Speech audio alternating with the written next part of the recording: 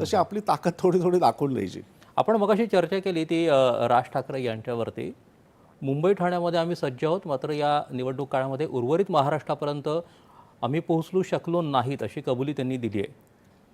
पण मग हे असं का घडलं, ते का पोहोचू शकले नाहीत, कुठे अडलंय? मला असं वाटतं की आता राज ठाकरे यांचा पक्ष जन्माला येऊन आता 2 दशकं झाली.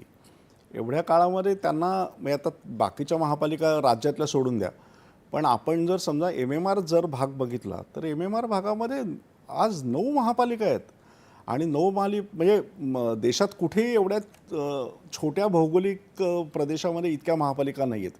ठाणे जिल्ह्यात भारतातल्या सर्वाधिक महापालिका आहेत. हो. आता या महापालिका या सगळ्या एका अर्थाने नागरी वस्तीच्या आहेत. एका अर्थाने शिवसेनेचा जो जुना किंवा मनसेचा जो जुना मतदार होता मुंबईमधला, त्यातलेच अनेक जण तिकडे स्थलांतरित झालेले आहेत.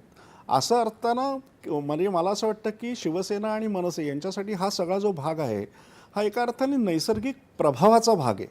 आता असा नैसर्गिक प्रभावाचा तुमचा भाग असताना, भौगोलिक प्रदेश असताना, तुम्हाला तिथेही जर काही ठसा उमटवता येत नसेल तर त्याचं एकच उत्तर आहे, ते म्हणजे आत्मपरीक्षण करणं.